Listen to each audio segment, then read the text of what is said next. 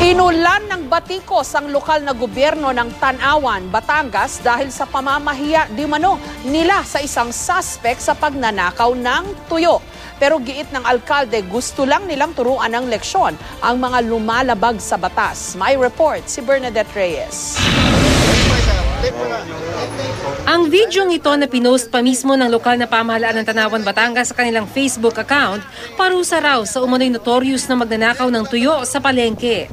Ayon sa Civil Security Unit ng Bayan ng Tanawan City, umabot daw sa 16,000 ang halaga ng tuyo na nakuha ng lalaki. Pinagsuot ang sospek ng karatula na may nakasulat na huwag tularan ng tulad niyang magnanakaw.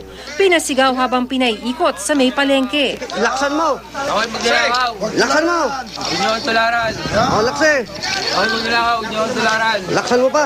Itinali pa sa baywang niya ang mga umano'y ninakaw niyang tuyo habang pinarada sa harap ng tindahang kanyang umanong na biktima. Doon lumuhod at nagsorry siya sa tindera.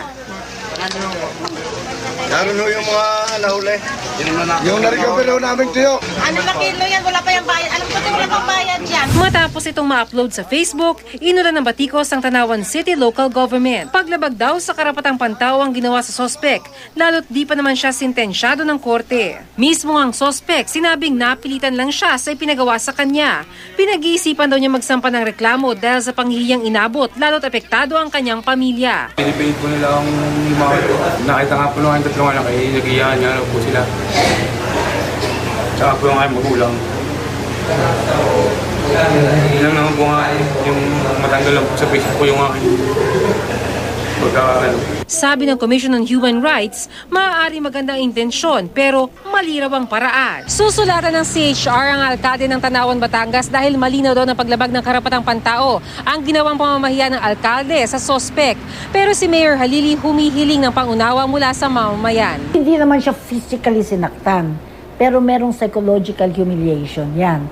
And in the Bill of Rights, these are violations. And then these are also violations sa civil code. Pinapahiya mo yung tao eh. Meron siyang pagkatao. Nagnakaw siya, kastiguhin mo siya, at kung kakailangang ikulong siya, ikulong mo siya. Pero wag mo siyang pinapahiya na hindi siya dumaan dun sa tinatawag nating due process. Nakahanda po ako harapin ang lahat ng responsibilidad. Ito po yung ginawa ko, ito ang alam kong pamamaraan. Ginagawa ko lang po ang aking magagawa para mapatahimik itong bayan namin sa Tanawan. We still have to check kung anong mga consequences noon. But initially, he told me that whatever action that will be made against him, he is willing to face the consequences. Nakakulong na ngayon ang sospek sa Tanawan City Police. Hindi ito ang unang pagkakataon na nagkaroon ng shame campaign ng isang lokal na pamahalaan. Ang Nooy Manila Mayor Alfredo Lim ginamit ang spray paint laban sa mga hinihinalang drug pusher, pati na sa mga pasaway na money changer sa Maynila. Ginaya ito ng MMDA na nag-spray paint ng mga kolorong na bus noong 2008. Bernadette Reyes, GMA News.